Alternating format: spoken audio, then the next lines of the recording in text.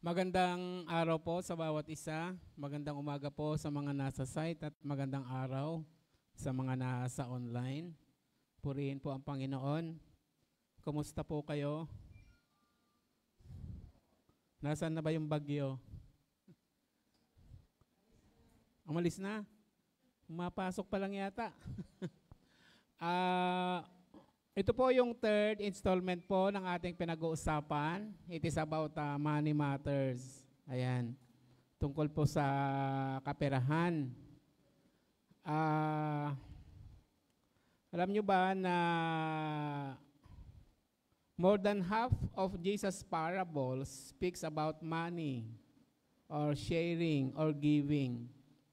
15 of 29 parables speaks about money. Ayan. Tungkol sa kaperahan or stewardship. Gusto po ng Panginoon na tayo po ay magsinop. Ayan. Masinop sa ating pananalapi. Amen ba? Kapag masinop po kayo sa inyong pananalapi, masinop po kayo sa buhay. Tama ba yon? Ayan. Ayan. Amen. Lalo na kapag negosyante ka, ayan, dapat to marunong ka dito. Money matters. Ayan. Alam nyo, hindi masyadong tinatalakay sa pulpit ito tungkol sa kaperahan kasi lalo na ang pastor kasi baka nagmumukhang Dr. Jose Rizal. Alam nyo yun? Nagmumukhang pera daw yung pastor. Pero hindi po. Dapat po natin, kung sabi ko nga, kung sa Bible ay laging binabanggit ang tungkol sa stewardship, edi lalo rin dapat na ituro sa pulpit. Ayan. Okay. Gusto kasing marinig ng karamihan sa mga congregation ay tungkol sa blessing, tungkol sa favor, tungkol sa love, tungkol sa wisdom, etc. Pero hindi, wag na lang pag-usapan. Pag-usapan na lahat, wag lang tungkol sa pera. O, di ba? Ayan. Pero sabi ko nga, dapat nating matutunan. Okay. Ang verse po natin, Proverbs 11:25. Hello? 11:25. Ayan, ito po yun. A generous person will prosper. Whoever refreshes others will be refreshed. Ayan. Ang tao raw na ang generous o mapagbigay ay pagpapalain, tapos whoever refreshes others will be refreshed. Ayan. Ayan. Marami kasi sa atin ang kaisipan ganito. Matututo akong maging generous kapag prosperous na ako. O, di ba? Ayan. Okay. Alam nyo, kapag generosity ang usapan, hindi puro pera. Ayan. You can be generous with your tatlong T. You can be generous with your time. You can be generous with your treasure. You can be generous with your talents. Ayan. Ayan.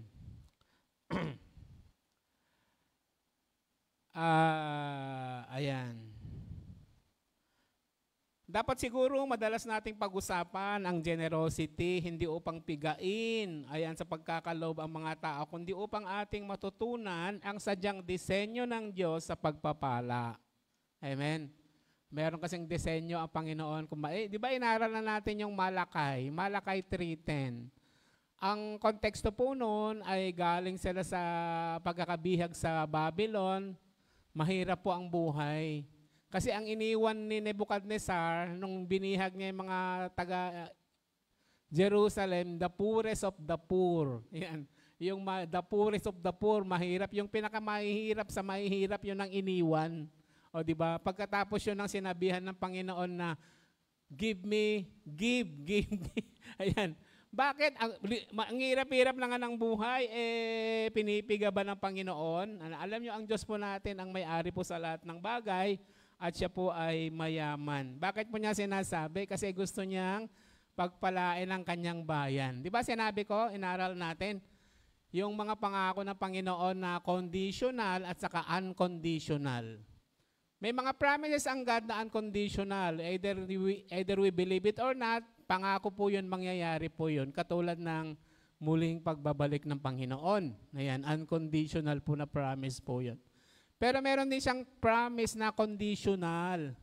Yung tungkol yan, yung pagbibigay, di ba? Ayan, katulad ng binasa natin, a generous person will prosper. Gusto niyo ma-prosper? O, maging generous po tayo. Gusto niyo ma-refresh? Dapat mag-refresh po tayo sa iba. Okay. Yun yung conditional, yung tungkol sa inaaral po natin ngayong buwan. Okay. Ang Diyos po kasi natin ay generous. Ayan. Ganito po yan. Kapag tayo po ay na-born again, okay, sa isip, sa puso, gusto po ng Diyos na ang bulsa po natin ma-born again din. Amen ba? Pastor, pwede ba yun? Na-born again yung puso pero naiwan yung bulsa. Marami pong na-born again pero naiwan yung bibig. Ano ibig sabihin nun? Born again pero naiwan yung bibig. Ayan. Transformational po kasi yan. Ibig sabihin ng born again, ayan, nasilang na muli, isa ka ng bagong nilalang. Na-transform, di ba, nagbabago. Ayan, ang gusto ng Panginoon, pati yung bulsa po natin, yung mga pitaka po natin, ma-born again. Ayan, Pastor, pwede ba mag-isama yung pitaka? Hindi po pwede. Ayan, ang God po natin ay generous, di ba, sa John 3:16. Ayan, di ba? For God so loved the world that He gave His only begotten Son. Di ba? Nagbigay. Ayan. Amen? Ayan. Si Jesus po, generous din siya. Di ba? Nagpakain siya ng 5,000. Amen? Tapos may sobra-sobra pa. Di ba? On one occasion, 4,000. May sobra pa rin. Ayan. Siya po ay generous. Generous siya sa kanyang time. Ayan. Naalala nyo ba yung yung meron siyang pinuntahan sa isang lalaking inaalihan ng demonyo, na legion ang demonyo na sumapi sa lalaki, pero sahadyang pinuntahan ng Panginoon yon para pagalingin. O di ba? Ayan, ganun siya. Ganun ang nature niya. Alam nyo, kaya nga transformational kasi gusto ng Diyos na matransform din tayo, maging katulad natin siya. Amen? Na generous. Ayan. Okay. Di dapat nakakayang pag-usapan because God Himself is a generous God. Ayan. Alam nyo ba na ang planeta na ginawa ng Diyos para sa atin? Ayan. Trivia. Sa buong universe, naniniwala ba kayo na mas marami ang diamond kaysa kahoy? Dito sa planet natin, mas marami yung kahoy kaysa diamond. Tama. Pero sa buong universe, meron nga sigurong planeta ang puro diamond. Planeta yun, di ba? Sa buong universe, mas marami ang diamond kaysa kahoy. Pwede ba bumagsak sa atin ng mga diamond? Hindi pwede. Ma-overweight ang earth natin. Okay. Ayan. Okay. Ang planeta, di ba? Naniniwala ba kayo na sa buong universe, ito, trivia uli, mas marami ang bilang, lagi ko sinasabi to sa buong universe, mas marami ang bilang ng bituin. Hindi, tama. Mas marami ang bilang ng bituin kaysa bilang ng buhangin dito sa earth. Ha? Totoo ba yun? Totoo yun? At sa buong universe, minsan nga gusto kong kumutsara ng buhangin para bilangin ko talaga kung ilan yung bilang ng buhangin sa isang kutsara. Pero, totoo ba yun? Sa buong universe, mas marami ang bilang ng bituin kaysa bilang ng buhangin sa earth. Pagkatapos hindi lang yon, bawat bituin sa kalangitan, sa universe, ay merong kanya-kanyang pangalan at alam ng Diyos tawagin. Ay, galing. Ang galing, di ba? Alam niyo ba yung 10 planets? Mercury, Venus, Earth, Mars. Sino nakaka-memorize nun yung 10 planets? Siguro, ayan, mahirap, no? Yung 10 commandments, alam niyo? Hindi o, Pastor. yung 10 commandments, alam nyo ba? Ilan lang o ang Christian. At hindi lang yon, ilan o ang pastor. Nakaya i-recite yung 10 commandments. pastor na yon. Di ba? Okay. Alam niyo ba na ang planetang Earth nating tinitirhan na isang regalo, ayan, ng Diyos sa atin? Okay. It sustains our life. Ayan. At kapag hihinga ka, libreng oxygen, o di ba? Breathe all you can. Tama ba ako?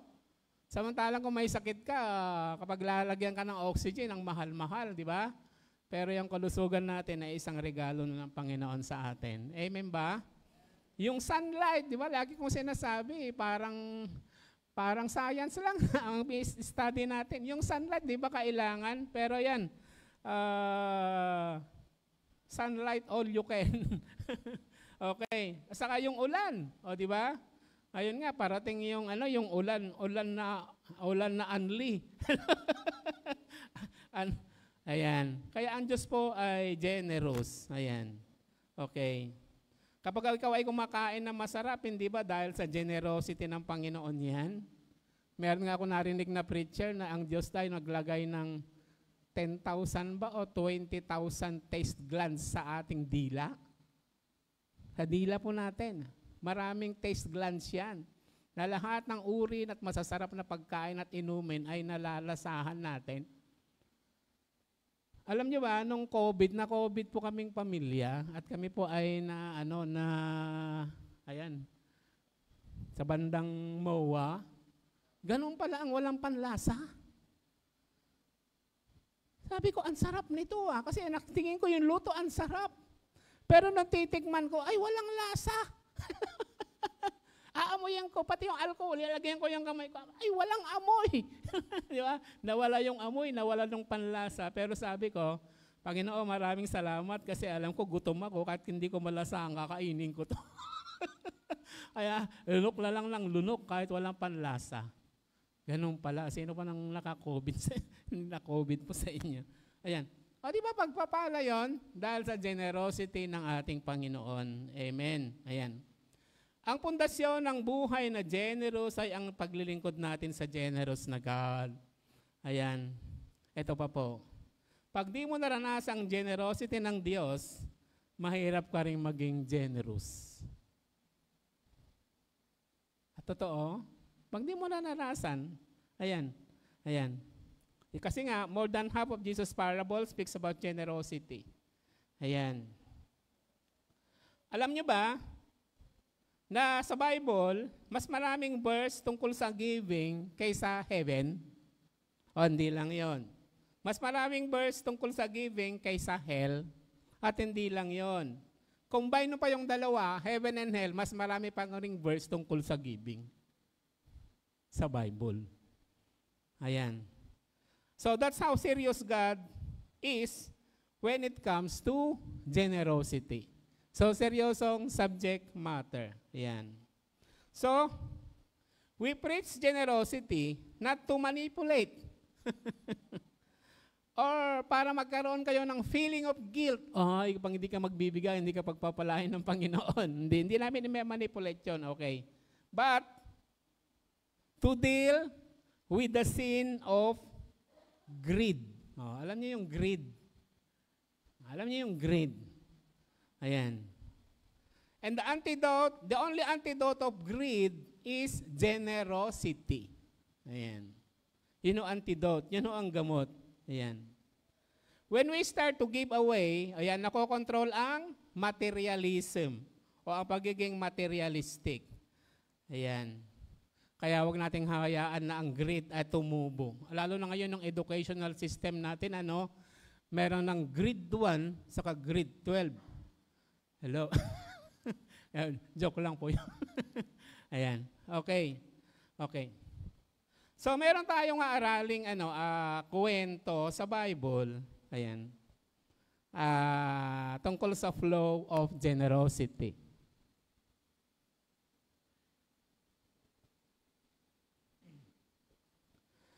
At alam ko na ituro ko na rin ito, pero ngayong umaga, sa different perspective naman. Ayan. The flow.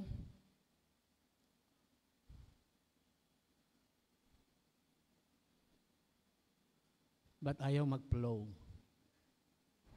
Hop. Ayan, the flow of generosity. Mababasa po ito sa aklat po ng 2 Kings chapter 4. Okay.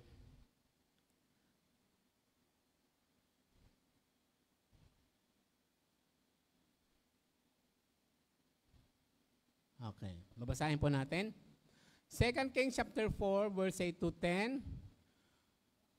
One day, si Elisha, siya po yung pumalit kay Elijah. Ayan. Si Elisha po, siya po yung prophet na ang hiling niya kay Elijah, give me double portion of your spirit. Ayan. Alam nyo, nagkatotoo po yun kasi kung bibilangin nyo po yung mga himala sa buhay ni Elisha, doble sa buhay ni Elijah. Kaya ang Panginoon tala, ang huse, no? Yun kasi ang sabi niya, give me double portion of your spirit. Kaya yung himala, dumoble nga. Ayan. Ayan. So, sa Shunem, ayan, isang lugar, ayan, binibisita na Elisha. One day, Elisha went to Shunem, and a well-to-do woman was there. Yung ibang translation, wealthy. Yung iba naman, great. Ayan. Who urged him to stay for a meal. Ayan. So whenever he came by, he stopped there to eat. Okay? So hindi sinabi yung pangalan, basta taga-Shunem siya, kaya tawag sa kanya, Shunammite woman. Ayan. So, he urged, nagpapakain ng man of God. Hello? Sana all. Ayan. Pagdaan ni Elisha, oy, man of God, aliw kayo, kumain kayo. Ina-urge pa niya, hindi, ayaw mo na. Sabi niya, hindi, pinilit pa niya, kinulit pa niya. Ayan, okay. Ayan. So, laging nagpapakain, nagsimula sa pag-invite, tapos naging madalas. Ayan, tuwing dadaan si Eliseo, ay talagang pinipilit niyang kumain. Pagkatapos, hindi lang po yun. Ayan. Tapos sinabi niya sa asawa niya, she said to her husband, I know that this man who often comes our way is a holy man of God. Marahil nababalitaan ng Shunammite woman yung mga himala na nagagawa sa kanya, dahil sa kanya. Ayan, ano ba naman to? Di ba ikaw na lang, mister? Ayan, okay. Sabi niya, let's make a small room on the roof and put in it a bed and a table, a chair, and a lamp for him. Then he can stay there whenever he comes to us. Sa roof deck, kasi flat kasi sa kanila, kasi wala pa naman ng kuryente sa kanila noon, yung roof deck, mahangin, di ba? Presko. Wala pa namang kuryente, lalagyan daw ng table, higaan, lamesa. At siyempre, ang prophet na to, lagi ring may kasamang alalay, si Gehazi, siguro pati si Gehazi, meron ding tinitirhan, tinutulugan. Ayan. So, nagsimula sa pakakain, pagkatapos ngayon, pinatulog, nag-staycation. Diba? Sarap ng buhay, no? May staycation na siya. Pag ginabi na siya, doon na matutulog si Eliseo at ang kanyang servant. Okay.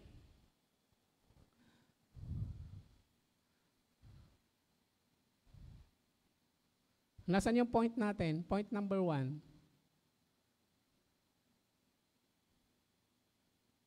Magulo na. Number 1, generosity is progressive.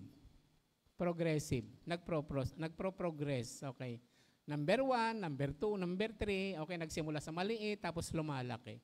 Ganun ang generosity. Ganun po ang number 1 na flow ng generosity. Okay, pa-invite lang. Pagkatapos, ginawa na siya ng tirahan. Yan.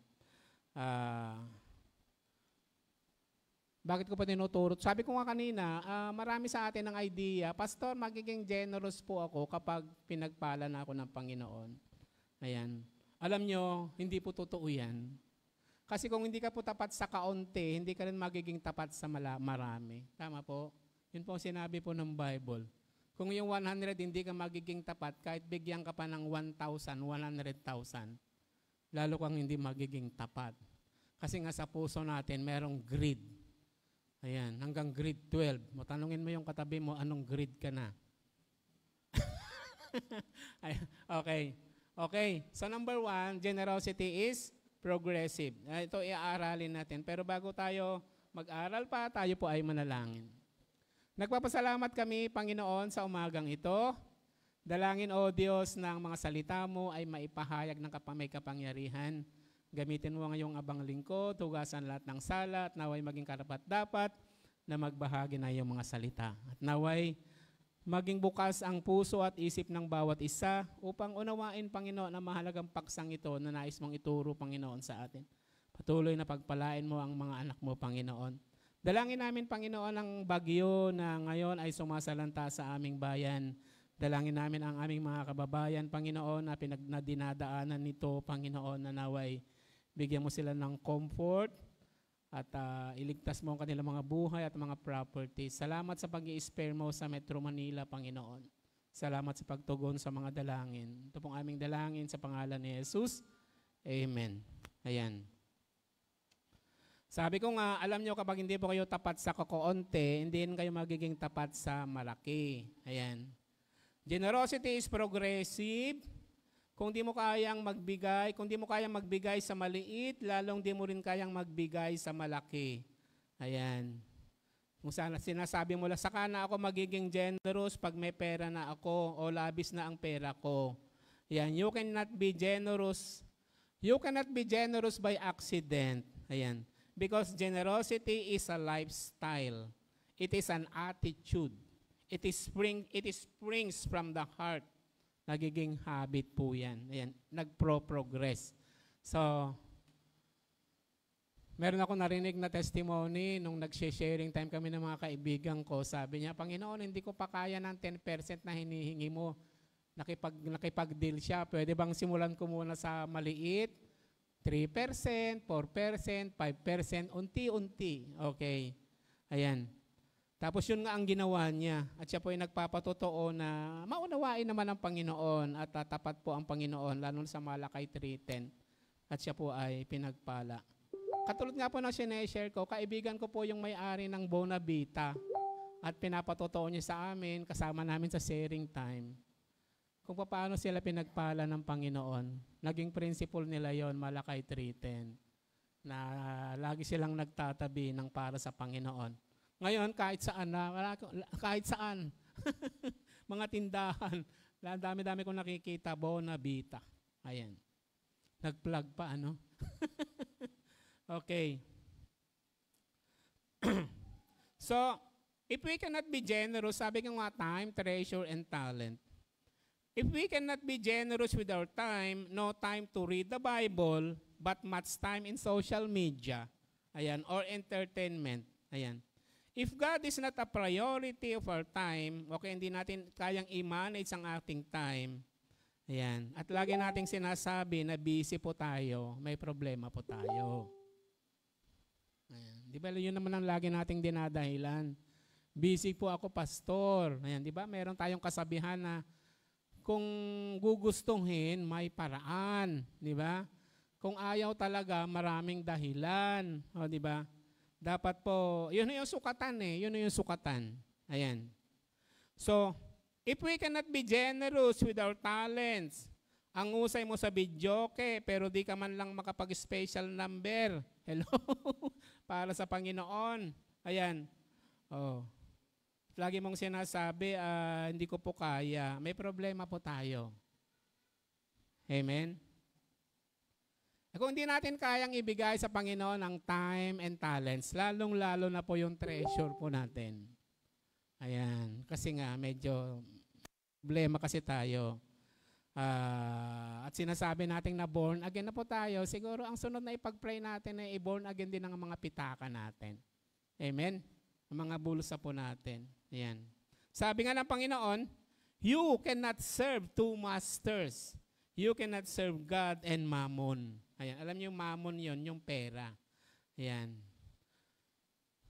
Ang pinakamahirap kompetensya ng Diyos sa buhay natin ay tungkol sa pera.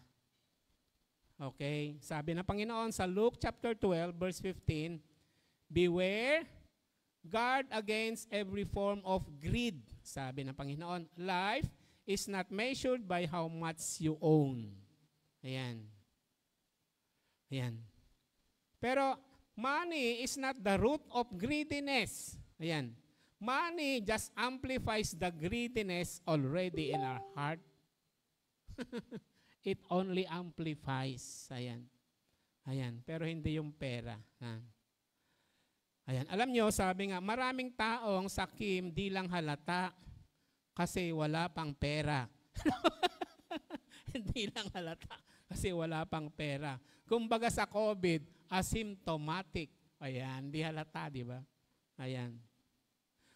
Kaya dapat ang prayer natin, ayan, not to get more, but to be able to give more. Ayan. Alam nyo, marami kasi ang nagpapakamatay sa paghahanap buhay. Tayo pa ay naghahanap buhay para mabuhay. Amen ba? Hindi mo tayo nagpapakamatay sa paghahanap buhay. Ayan. Alam nyo, it is not wrong to make a living. Ayan. Okay.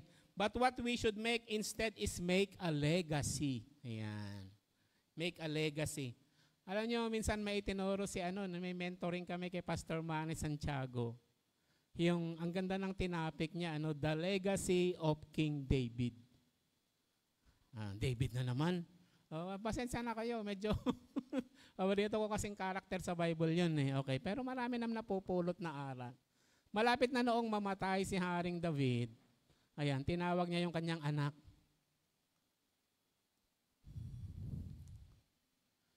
Di ba tayo mga Pilipino, pag mga magulang natin, pag malapit ng kunin ni Lord, tinatawag yung mga anak. Tapos ano yung mga huling tagubili na sinasabi sa mga anak?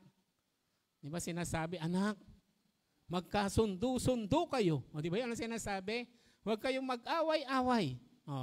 Inayos ko na yung mga parte-parte nyo. At ikaw, yung pasaway, yung parte mo nakalagay sa paso. Hindi. Joke lang po yun. Ayan. Si Haring David, nung malapit na pang mamatay, hindi po yun ang kanya kasi napakarami niyang ari-arian. Si Solomon na susunod na ari sa kanya, ang tagubilin niya, anak, kilalanin mo at paglingkuran mo yung Diyos ko. Yun ang bilin niya. Yun ang bilin. Hello? Yun ang greatest na legacy na bilin ni David kay Solomon. Kilalanin mo at paglingkuran ang Diyos ko. Ayan.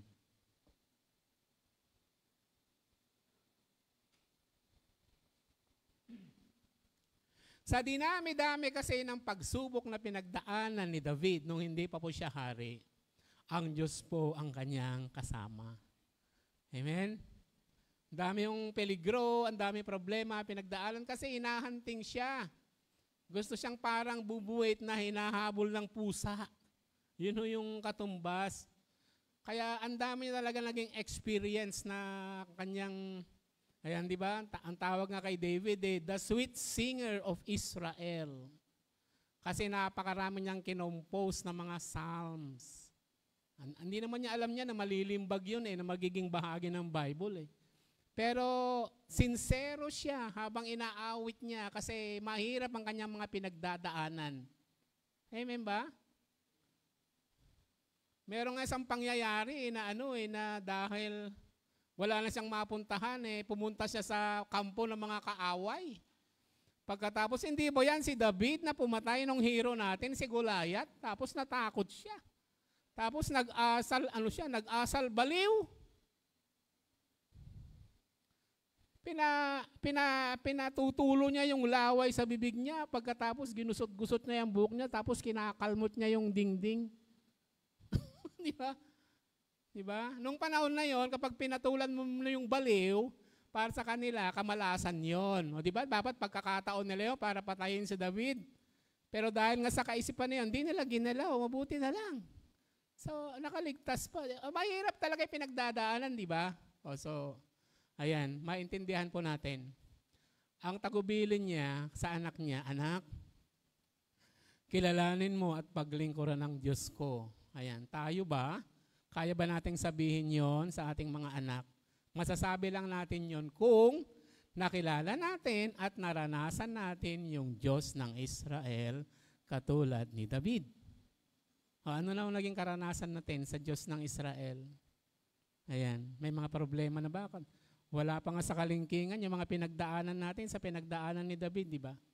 Pero ang greatest legacy niya talaga, yung gusto ni David gumawa, ito pa kaya sa tinawag na the man after God's own heart, kasi yung desire niya talaga, hindi para sa sarili niya. Ang desire niya, mapapurihan at maparangalan yung Diyos ng Israel. At nakita niya, nung hari na siya, bakit ang ganda-ganda na palasyo na tinitirhan ko, samantalang yung Diyos ko, tent, palipat-lipat, tabernacle. Sabi niya, pwede bang, parang may problema. Ako yung hari, pero yung Diyos ko nakalagay sa tent. Gusto niyang gumawa ng magarang temple. Di ba? Alam niyo isip pa lang, alam ng Panginoon, mayroong prophet na lumapit sa kanya. Sabi ng prophet, si Nathan ba yun? Maganda yung intention mo. Kaya lang, hindi ka qualified. Disqualified. Hindi pwede. Bakit? Because you are a man of blood. Ang daming dumanak kasi warrior kasi siya. Ang daming dumanak at nadugo sa iyong mga kamay. Okay. Your request is granted pero hindi ikaw ang magpapatayo. Yung anak mo. Ayan, si Solomon. Peace. A man of peace. Okay. Ganon pa man, ayan, pinaghandaan po niya. Hello. O di ba dapat na-discourage siya? Ay, ganun ba? Di na-discourage na siya. Di dapat kinalimutan na niya yung pangarap na yon. Dahil anak niya yung magtatayo, pinaghandaan po niya yon. Merong plano at hindi lang plano, lahat ng mga ginto, silver, ayan. At hindi lang siya, in-encourage niya lahat ang mga officers, di ba? Nasuportahan yung anak niya kahit wala na siya at nagkaloob sila ng napakaraming treasures. Amen? O ganun lang ginawa, the legacy. At hindi lamang po yun, diba? Nasa 2 Chronicles yun eh. Pati yung mga alam niyo si David, kaya sa danawag na the man after God's own heart, kasi meron din siyang gift ng administration. Mahusay na administrador. Ayan. Alam niyo ba, nung nag-iisa pa lamang siya, ay may mga tao na sumama sa kanya, yung mga hindi kontento sa buhay, yung mga problemado sa buhay, yung mga baon sa utang, ayan. Lahat ng mga nadidiscourage sa pamumuno ni Saul, sumama sa kanya. 400 yun naging 600, including their families. Ayan. At alam niyo, ang ginawa ni David, trinain niya lahat yun. Nung hari na siya, they were his mighty warriors. Meron pa akong nabasang libro na be one to make one. Ano ibig sabihin ng pastor? Si David ay giant slayer.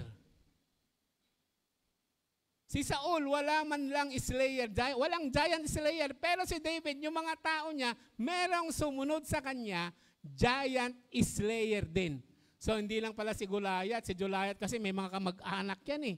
Diba? Mga kalaban po nila. Ayan. Yung mga tao niya, meron ding pumatay ng giant. Alam niyo kung bakit? Kasi yung king nila, pumatay ng giant. Be one to make one. Ayan. Ganun daw dapat. Gusto nating maging mahusay.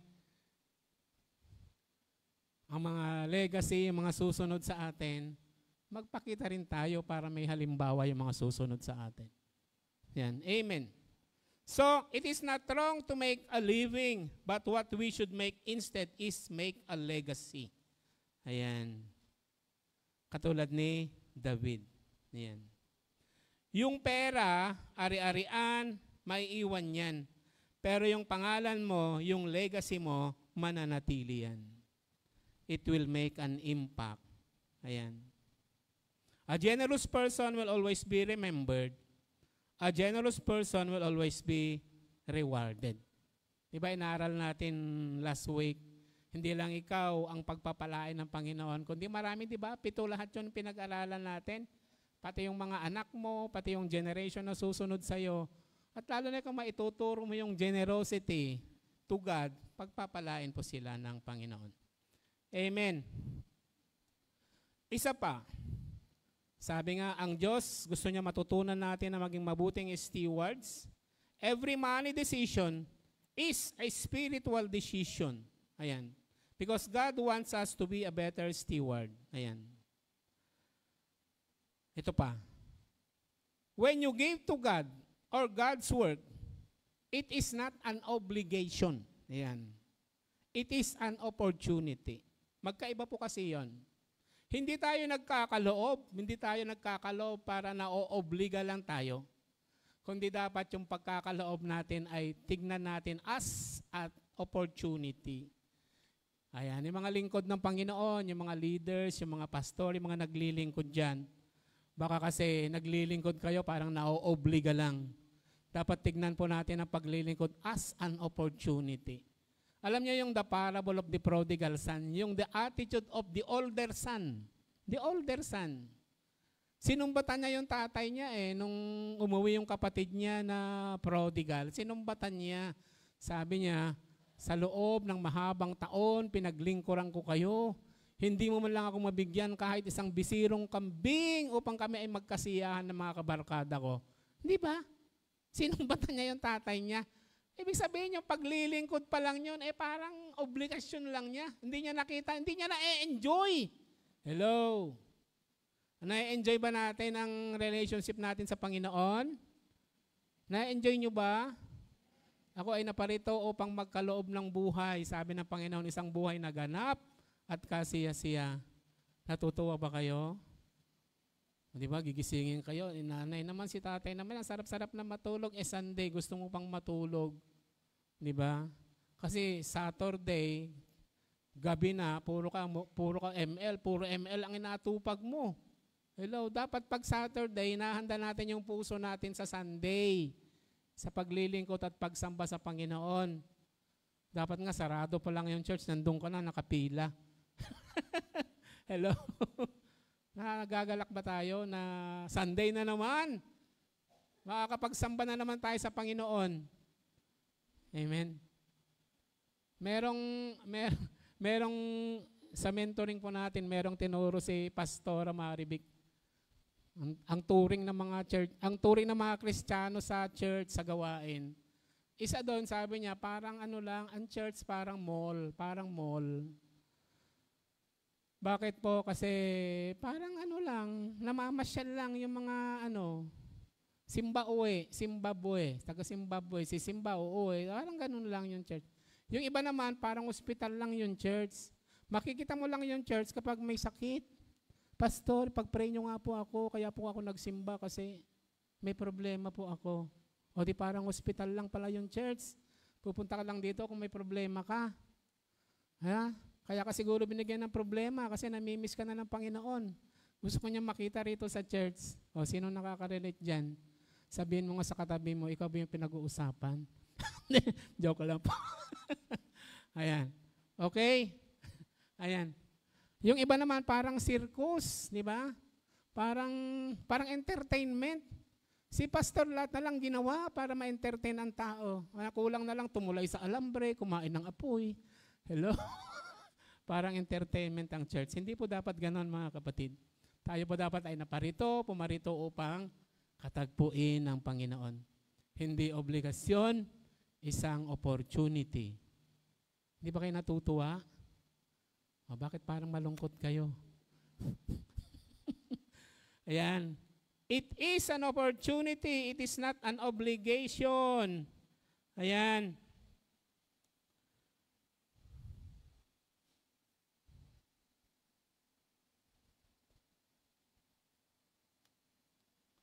Number 2, yung generosity is progressive. Point number 2 natin, ayan. Generosity brings reciprocity. Ano ba yung verse natin dyan, kapatid? Ayan. Ano yung so far? One day, when Elisha came, he went to his room and lay down there. O, nahiga. Ayan. Okay, next. He said to servant Gehazi, call the Shunammite. So I called her and she stood before him. Sabi ni Eliseo, parang hindi tama. In-entertain na tayo, pinakain na tayo, pinatira pa tayo dito, parang merong hindi tama. Kailangan tayong magbalik. Ayan.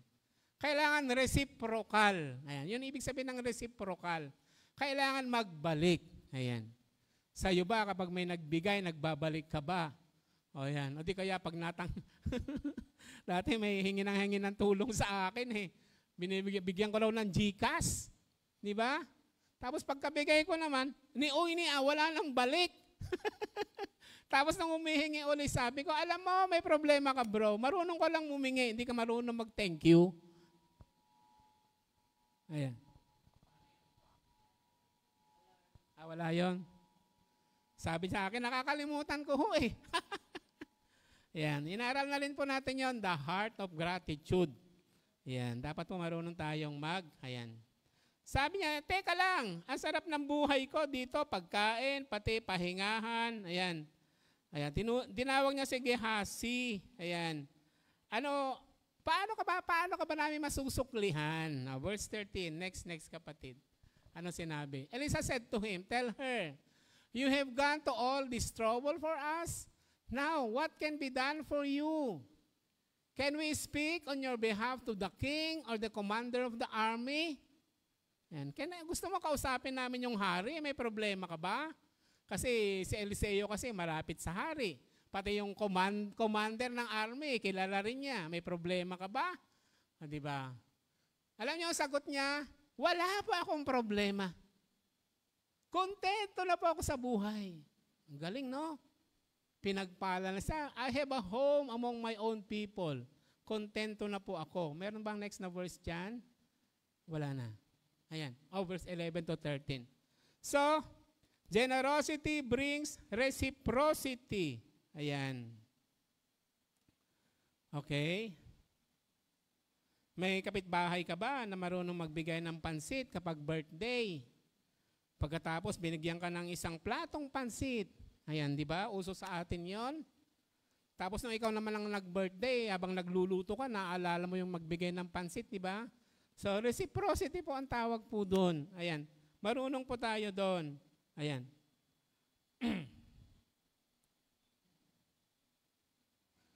Reciprocity, the power of generosity. Baka naman kaya walang nagbibigay sa iyo kasi hindi ka marunong magbigay. Hello? Walang nagre-reciprocate sa iyo kasi hindi ka marunong magbigay. Ayan. Ayan. Hindi kaya may nagbigay sa iyo ng spaghetti. Ayan, sinoli mo yung plato. Hindi mo man lang hinugasan. Tapos sabi mo pa, meron pa ba? Hello? Yan, okay.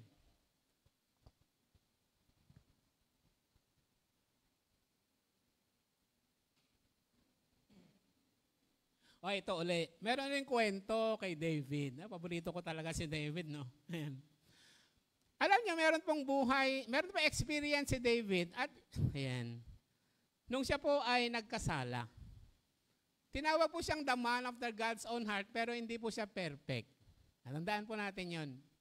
Meron pong nakarecord na kasalanan si David. Hari na po siya noon. Una, ayan, yung pinagpipiestahan ng marami na kasalanan ni David. David and Bathsheba. Ayan. Siya po ay umagaw ng asawa ng may asawa. Ginawa po ni David yun, hari na po siya. Pagkatapos, siya yung mastermind ng kamatayan ng asawa, si Uriah. Ang bigat-bigat po ng kasalanan yon. At pinagdusahan po yon ni David. Pinagdusahan po niya yon. Tama yung Bible, di ba? What you sow, you reap. Meron siyang kasalanan uli. Sa tingin natin parang minor lang, pero sa Panginoon, mabigat po yun. The numbering of the Jews. Yan. Pinabilang niya. Ano problema? No, nagpa-census lang. Hindi, may problema po doon. Pride po. Tinubuan ng pride. Pinabilang niya. Kaya yung bantulot si Joab para bilangin. Nung nabilang na guilty si David. Dumating si Prophet God, G-A-D. Sabi, sagutin mo yung pinatatanong nung nagtapatanong sa akin. 3 consequence, mamili ka. Yun lang ba yung instance sa Bible na 3 consequence, mamimili ka. 3 taon, 3 buwan, 3 araw. 3 taon na famine, taggutom. 3 buwan na tatalunin ka ng mga kaaway. O 3 araw sa kamay ng Panginoon. Mamili ka. Hello, kung kayo po yan, ano pipiliin nyo? Siguro sasabihin nyo, none of the above. Pero hindi pwede, kailangan mamili. Sabi ni David, 3 araw na lang. Alam niyo kung bakit? Sabi niya, I would rather fall into the hands of my God, for my God is a merciful God, than fall into the hands of men. Ayan. Sa kamay na lang ng Panginoon. Alam niyo, unang araw pa lang, angel of death, 70,000 Jews died. Plague. Ha? 70,000? Ang sabi ni David, Panginoon, bakit sila? Wala naman silang kamuwang-muwang. Ako yung gumawa ng kasalanan. Bakit hindi ako at ang aking pamilya? O di ba? Kaya ka tinawag siyang the man after God's own heart kasi, ayan, marunong siyang tumanggap ng pagkakamali. Nung siya ni-rebuke ni Nathan sa kasalanan na kay Bathsheba, sabi niya, I have sinned. Nagsisi siya. Ngayon ulit, bakit sila? Bakit hindi ako? Samantalang ako nagkasala. Tapos, tutuloy pa yung angel of death. Nandun sa giikan ni Arauna. Ang sabi ni Prophet God, ayan, mag-alay ka para tumigil yung plague, para tumigil yung angel of death. O lumapit si David. Nagbow si Arauna, sabi niya, paghari ka, you have the right to confiscate anything, anywhere, anytime. Kasi hari ka, you have the authority. Nagbow si Arauna, ano po ang intensyon ng mahal na hari? Bibiling ko yung lupa mo kasi mag-aalay ako sa Panginoon para tumigil yung plague, yung angel of death. Sabi nung Arauna, eto na po yung aking lupa, eto na po yung aking mga hayop, eto na yung mga hayop, yung pang-araro niya, gamitin niyo po lahat, ibibigay ko po yan sa inyo ng libre. Ayan, kung tayo yun, tuwan-tuwan na tayo, libre. Hello, mahilig sa libre. Hello? O, diba? Pero sabi ni David, hindi pwede, I insist on paying. Sabi niya, no, sabi niya, I insist on paying for it. I will not sacrifice to the Lord my God burnt offerings that cost me nothing. Hindi ako mag-aalay sa aking Panginoon na hindi ako nasasaktan. Kailangan bayaran kita ng tama. Hello? Amen ba? Siguro tayo. Libre? Okay, libre akin na. Meron pa ba? Mahilig na tayo sa libre. Libreng load, libre kahit. Basta may libre. Ayuda. Hello? May ayuda. Hello? Para yung FH natin dito, pag may ayuda, ang dami. Pag walang ayuda, kokonti, dumarang. Mahilig sa ayuda. Ayan. Kaya siya tinawag na daman sa pag-ame. Di ba? May legacy siya. May prinsipyo siya. Alam niyo ba na wala na si Haring David pero napakaraming verses sa New Testament na laging kino-quote si David. Ang tawag ng Panginoon. Ayan. Ito mga kwentong ito, no? Alam nyo, yung dalawang kingdom, nabuwag na yung Northern Kingdom. No good king ever arose sa Northern Kingdom. Yung Southern Kingdom, siguro mga 30% good king. Ang laging nakokot doon, alang-alang sa servant, alang-alang sa anak kong si David. Hello? Lagi niyong mababasa yon. Hindi ko tuluyang sisirain. Alang-alang. Diba? Ang galing, no? Ang Panginoon talaga, wala ka na kasi meron kang legacy. Lagi kang nakokot. Ayan. At alam niyo ba, higit sa lahat, si Jesus na ating Panginoon at sariling tagapagligtas ay nagsimula. Ang tawag sa Kanya, anak ni David. Amen? Lagi nakokot. Hello? Kaya nga sabi ko, kung dudugtungan kaya yung Bible at isusulat yung mga pangalan natin, ano kaya ang kataga na nakalagay doon? Ha? Ang anak kong si ganito na pasaway? O ang anak kong lingkod kong ganito na tapat sa akin? Hello? Sana yung pangalawa, ano ang nakasulat, no? Alam nyo ba, hindi man madudugtungan yung Bible, lahat po lang ginagawa natin, nakatala, nakatala doon. Darating yung araw, may pasaway ka pala. Dapat ang marinig natin, well done. Amen ba? Well done, my good and faithful servant. Yung kwento na yon about giving uli. Talents. Okay? Ayan. So sabi niya, I insist, I will pay. Kaya doon nagtayo ng dambana, nag-alay si David, binayaran niya ng tama, okay? Ayan, ganun po kasi siya merong justice. Hello. Hindi na namantala.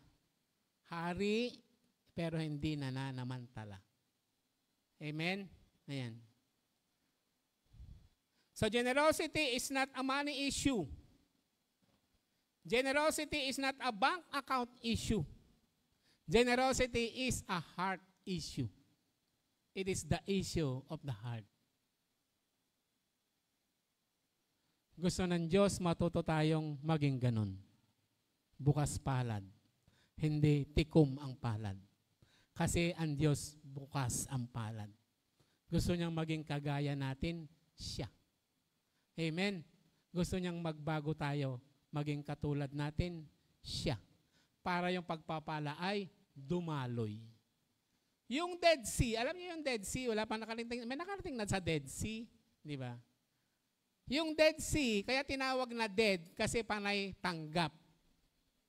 Mataas ang salinity, yung salt content. Kaya pag lulutang ka, kasi yung density, mataas. Okay, naintindihan niyo po yun. Ayan. Kasi lahat papasok, walang lumalabas. Kaya Dead Sea. Ayan. Okay. Tayo ho ba? Ayan. Kapag dinadaluyan ng pagpapala, dapat lumalabas para tayo ay daluyan. Kasi pag walang labasan, magiging katulad tayo ng Dead Sea. Panay papasok. Ayan. Amen? Okay. Meron mong kwentong ganyan sa Bible. Merong lumapit sa Panginoong Jesus. Panginoon, paano ba ako magkakamit ng buhay na walang hanggan? Ang ganda-ganda ng tanong. Siyempre, maganda rin yung sagot. Di ba? Sabi, yung 10 Commandments, huwag kang papatay, huwag kang magnanakaw, huwag kang mangangalunya. Sabi niya, Panginoon, bata pa lamang po ako, ginawa ko na yan. Remember, rich, mayaman, young, bata pa, mayaman na, ruler, mayroong authority. Hello. Nasa kanya na lahat. Gusto niyo bang nasa inyo na lahat? Bata ka pa. Pinagpala ka na. Remember, yung kaisipan nila noon, kapag pinagpala ka, nasa iyo ang pabor ng Panginoon. Diba? Tapos sumusunod pa siya sa 10 Commandments. Sincero siya sa pakikipag-deal niya. Sabi niya, Panginoon, bata pa lamang pa ako, prinsipyo na yan, ginawa ko na yan. Siguro gusto ko niyang magpa-impress, diba? Sabi ng Panginoon, ay, ang gusay. Sige, welcome. Pero ang sabi ng Panginoon, isa na lang ang kulang mo. Ibenta mo lahat ang mga ari-arian mo, tapos ibibigay mo sa mahirap pagkatapos gusto mo talaga sumunod sa akin, tapos sumunod ka sa akin. Ano reaction niya? Malungkot siya. Hindi niya kayang bitawan. Grade 12 na siya. Hello? Hindi niya kayang bitawan. Di ba ang sabi ng Panginoon, ang hirap. Ang hirap sa mayayaman. Hello? Hindi niya maya sinabing walang mayamang papasok. Mahirap lang kasi nakakapit. Kung sino yung kapit tuko na nasa puso mo at hindi mo mabitawan, yun ang Diyos-Diyosan mo. Ano ba nakakapit dyan? Si Lord ba? Ang galing, di ba? Rich ka na, young ka pa, ruler ka pa. Rich na, young pa, may authority pa. Di ba? Kaya lalong sumasagana, lalong yumayaman. Ayan. So, yan. Alam niyo kung bakit? Sabi ko kanina, you cannot be generous unless you are transformed. A person who is generous is transformed by God's grace. Ayan. So, ayan, yung kwento. Number 1, yung generosity, merong, ano yun ang point number 1 natin? Number 1, yung generosity brings, ayan, progressive. Generosity is progressive. Pangalawa, generosity is reciprocity. Ito yung maganda, ito yung pangatlo. Okay. Ayan. Di sabi niya, Panginoon, wala na po ako, man of God, wala na po akong problema. Sabi niya. Sabi kasi ni Eliseo, what can be done? Tinanong niya, sabi ng babae, wala na po akong problema, wala po akong inihiling. Natutuwa lamang po ako na pinapakain ko kayo, pinatitila ko kayo, okay na po yun, kontento na po ako yun, kontento na po ako. Ayan, yung salitang contentment. Ayan, medyo mahirap yun. Nasabi mo lang, sino sa atin ang kontento na sa buhay? Pag naranasan mo yung totoong grasya ng Panginoon, masasabi mo lang, kontento ko na sa buhay mo. Ayan. Pero meron pong pangatlo. Hindi tumitigil sa Eliseo. Hindi pwede, parang unbalance yung equation. Diba? Wala pang bumabalik, puro tanggap pa lang kami ng tanggap, dapat marunong kaming magbalik. Tinawag niya yung servant niya. What can be done for her? Eliseo asked.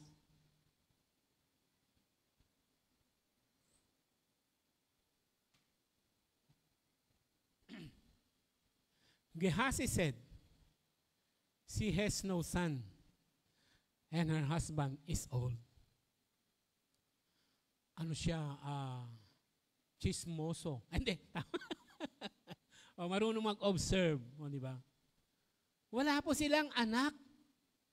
Alam niyo, sa kulturang Hudyo, kapag wala kang anak, there's something wrong. Para kang sinumpa. Pero mayaman, di ba? Pero walang anak. Kung mayaman ka lang, may anak ka pa, doble-dobleng pagpapala. Amen? Ang nasa iyo na. Ayan. At yung asawa raw niya, matanda na. Ayan. Imposibleng sitwasyon, di ba?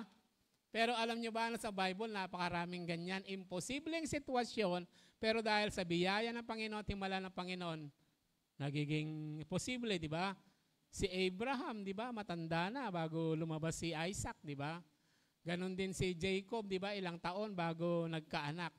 Ayan. At marami pong ganyan. Si John the Baptist, di ba? Nung isilang po siya, yung mga magulang niya, matatanda na. Pero isinilang si John the Baptist. So yan. Next verse. Then Elisha said, call her. So itinawag uli. So I called her and she stood in the doorway. 16. Ayan. About this time next year. Ayan, may propesya. Hindi humihingi yung babae. Walang inihiling. Hindi humihingi. Tinatanong kung anong gusto. Sabi niya, wala po. Kontento na po ako. Ayan. Alam niyo kung bakit? Mamaya aralin natin. Siguro naman, di ba sabi ko, yun yung pinakahangad-hangad ng isang babaeng Hudyo. Yun yung rurok ng pagpapala sa iyo. O yan. Ayan. May mga ay mga walang anak na gustong magkaanak. Baka kailangan natin si Eliseo. Ayan. Elisa said, you will hold a son in your arms. Sa susunod na taon, ngayon, parang yan, magkakaroon ka ng anak in your arms. No! Hello. Ayaw. No, my Lord. She objected, please, man of God, don't mislead your servant. Wala po akong nire-request, wala po akong hinihiling. Wag po, Panginoon. So, tuloy po natin. Ayan, bakit? Bakit ba ayaw? But the woman became pregnant. Ayaw niya, pero nabuntis. And the next year, about that same time, she gave birth to a son. Just as Elisha had told her. Alam niyo kung bakit siya tumatanggi? Ayan. Kasi okay na siya. Kasi mayaman siya, may influence siya. Pero isang bagay na hindi kayang bilhin ng pera niya, anak.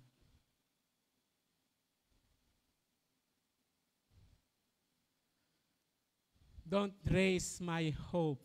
Ibig sabihin, ginawa na niya ng paraan. Marami ginawa nila ng paraan, pero wala talagang paraan. At di niya ginawa yon, hindi naman niya pinapakain si Eliseo, pinatirya si Eliseo para umaasa ng himala. Ayaw. Amen. Nag-o-object siya, ayaw. Don't raise my hope. Huwag mo nang iangat ang aking pag-asa. Kasi ginawa na niya. Ayan.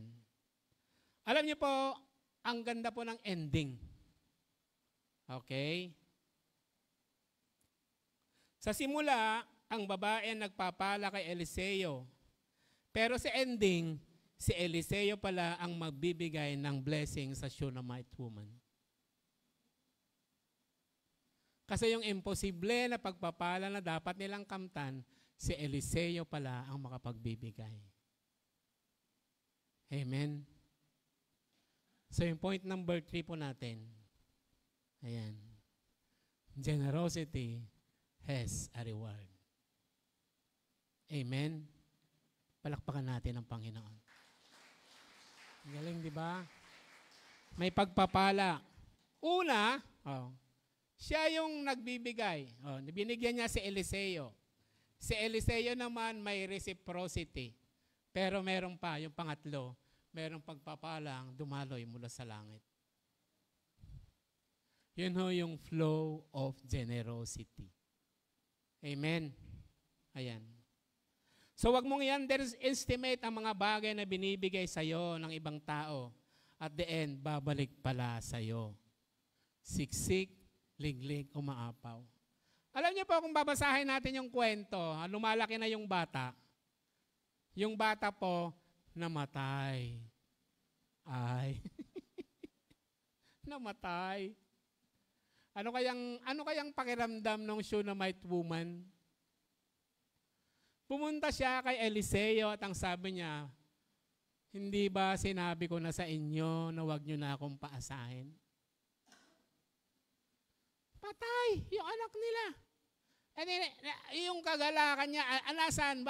Bumagsak na naman yung katuwaan, kagalakan.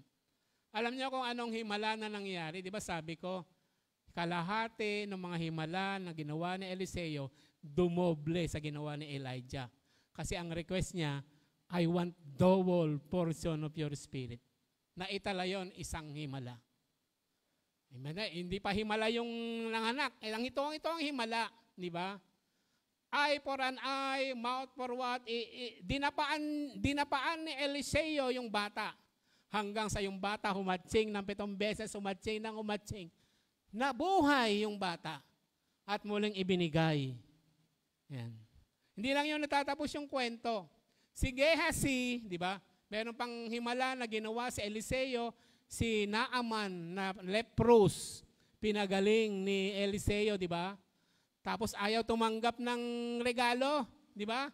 Tapos si Gehazi, gahaman kasi. Hello?